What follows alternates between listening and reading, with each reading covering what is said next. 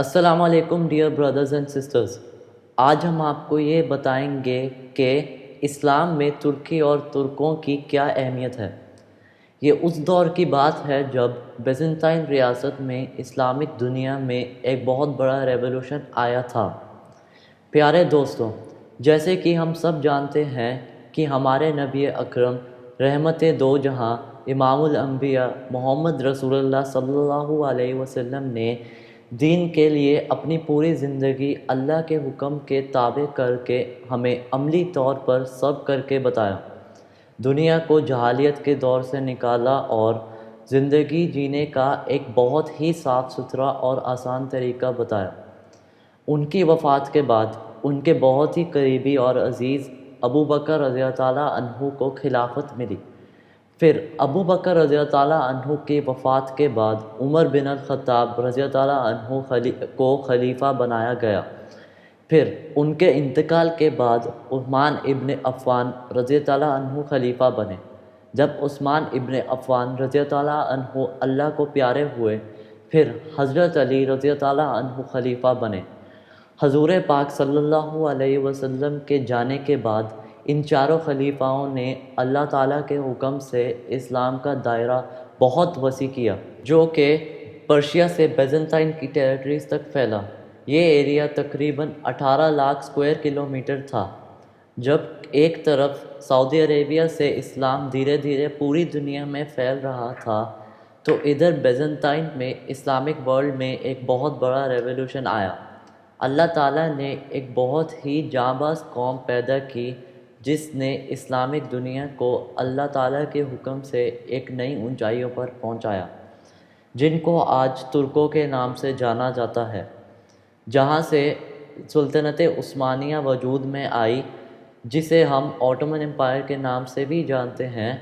قریب 1200 سے 1280 کے درمیان ارطغرل غازی نے بہت سی جنگیں لڑی اور اللہ تعالیٰ کے حکم سے دنیا کے اس حصے میں اسلام کا پرچم پھہرایا، جس کو ارطغرل غازی کے بیٹے عثمان غازی نے اللہ تعالیٰ کے حکم سے قریباً 1299 سے 1326 کے درمیان بیزنطائن کے کئی علاقوں کو اپنے قبضے میں لیا، جس سے اسلامک دنیا کا دائرہ اور بڑھا.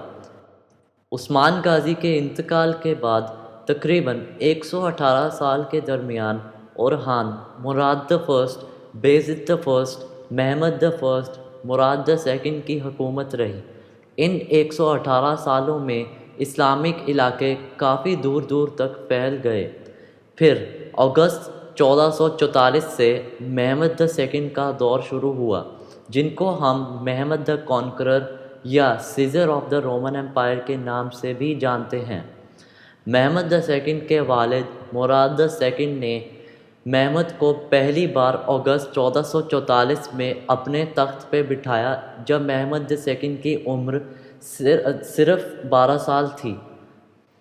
پھر مراد سیکنڈ کی کورٹ کے ایک سینئر وزیر چاندالی حلیل پاشا کی صلاح سے ستمبر 1446 میں محمد سے تخت واپس لے لیا.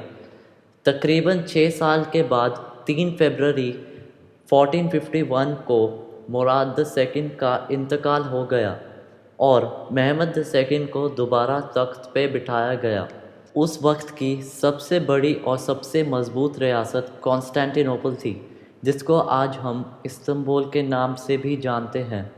تقریباً 23 آرمیوں نے، بلکہ محمد کے والد مراد نے بھی استنبول پہ حملہ کیا، لیکن استنبول کی قلعہ بندی اور 3 لیئر کی مضبوط دیواروں کے آگے کوئی نہیں ٹک پایا اور بہت سے مالی اور جانی نقصان کے ساتھ ہار کا منہ دیکھنا پڑا. پھر 6 اپریل 1453 کو محمد سیکنڈ نے ایک بہت ہی بڑی اور مضبوط فوج کے ساتھ اپنے تقریباً 80,000 جنگجوؤں کو لے کر استنبول پہ حملہ کیا. استنبول کا ایمپرر کانسٹنٹین دی 11 تھا. اس کے پاس تقریباً 7,000 فوجی تھے. جب اس کو حملے کی خبر ملی تو اس نے اپنی ڈیفنس کے لیے اٹلی کا ایک جنیوزی کیپٹن جیووانی جسٹینیانی لونگو کو ہائر کیا حالانکہ جسٹینیانی کا اس جنگ سے یا استنبول سے کوئی لینا دینا نہیں تھا، اس نے اپنے 2000 جنگجوؤں کے ساتھ صرف پیسے کے لیے یہ لڑائی لڑی۔ استنبول کے اس وقت کے قلعے کی دیواریں اتنی مضبوط تھیں جن کو مہمد کی اس وقت کی سب سے بڑی اور سب سے مضبوط توپیں لگاتار 24 گھنٹے کی گولہ باری کے بعد بھی توڑ نہ پائیں۔ ان توپوں کے بارے میں کہا جاتا ہے کہ یہ توپیں مہمد نے کہ ایک کرسچن کو 4 گنا قیمت دے کے بنوائی، جس کی قیمت تقریباً 40,000 گولڈ کوائن تھی۔ اس انجینئر کا دعویٰ تھا کہ قلعے کی دیواریں اس کی بنائی ہوئی توپوں کے آگے نہیں ٹک پائیں گی، کیونکہ استنبول کے اس قلعے کی مضبوطی اور سیفٹی ان دیواروں پہ ہی ڈیپینڈ کرتی تھی۔ دیوار کو توڑے بغیر قلعے کے اندر جانا ناممکن تھا۔ جب تقریباً 30 سے 35 دن کی لڑائی لڑتے لڑتے نکل گئے اور مہمد کی آرمی کے بہت سے سپاہی شہید ہو گئے اور کچھ خاص حاصل نہ ہوا، سپاہیوں کے حوصلے بھی پست ہونے لگے، کھانے کا سامان بھی کم ہونے لگا۔ ان ساری پریشانیوں نے مہمد کو بہت گہری سوچ میں ڈال دیا۔ مہمد کے خاص وزیروں نے مہمد کو ایمپرر کے ساتھ صلح کرنے کا مشورہ دیا۔ مہمد ساری رات سو نہ پایا اور اللہ تعالیٰ کے آگے دعا کرتا رہا اور سوچتا رہا کہ آگے کیا کیا جائے۔ مہمد کو یہ بات پریشان کر رہی تھی کہ تقریباً 35 دنوں کی لڑائی اور ہر طرح کی کوشش کرنے کے بعد بھی قلعے کی مضبوطی کو توڑ نہ پائے۔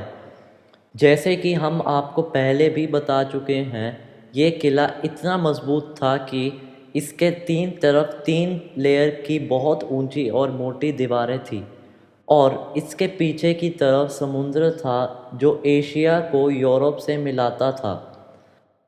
سمندر کا ایک حصہ قلعے سے ملتا تھا، اس حصے میں تقریباً 30 ٹن لوہے کی چین لگی ہوئی تھی۔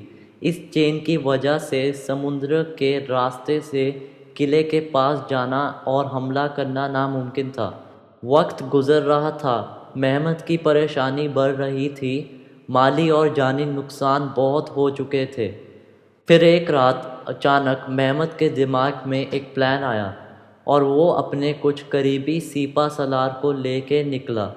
اس نے پلان بنایا کہ وہ اپنے 126 فائٹر شپس کو زمین کے راستے سے اس 30 ٹن لوہے کی چین کو پار کروائے جو سمندر میں اس کے شپس کا راستہ روک رہی تھی، اور وہ پیچھے کے راستے سے قلعے کے اندر جائے۔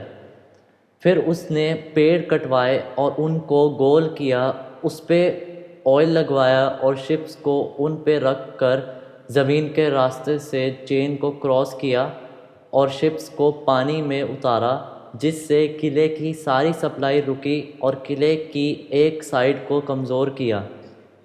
اب تقریباً 50 دن لڑتے لڑتے نکل گئے تھے، کیونکہ ادھر جسٹینیانی کے آگے مہمد کا کوئی بھی بہادر سے بہادر دستہ ٹک نہیں پا رہا تھا۔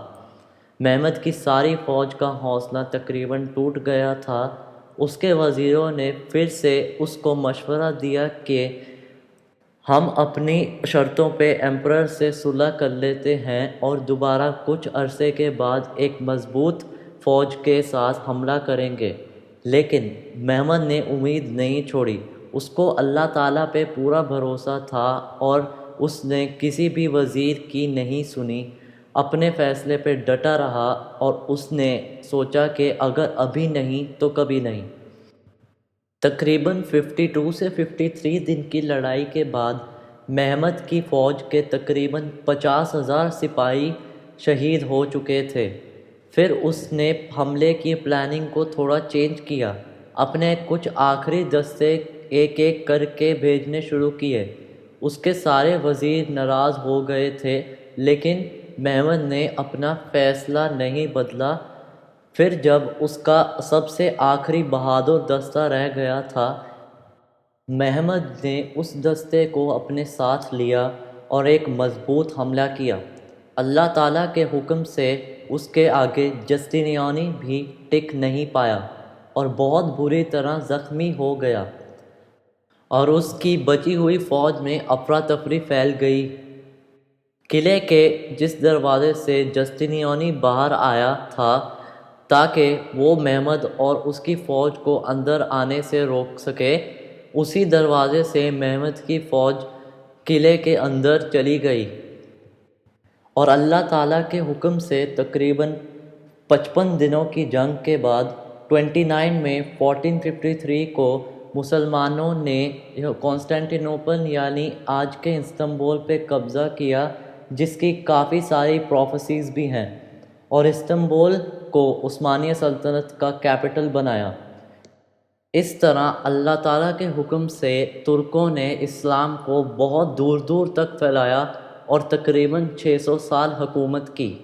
آٹومن ایمپائر آفیشلی 1922 میں ختم ہوا، اور اکتوبر 29، 1923 کو مصطفیٰ کمال آتا ترک، جو کہ ایک آرمی آفیسر تھا، اس نے عثمانیہ سلطنت کے ٹائٹل کو ختم کیا اور انڈیپینڈنٹ ریپبلک آف ترکی میں تبدیل کر دیا۔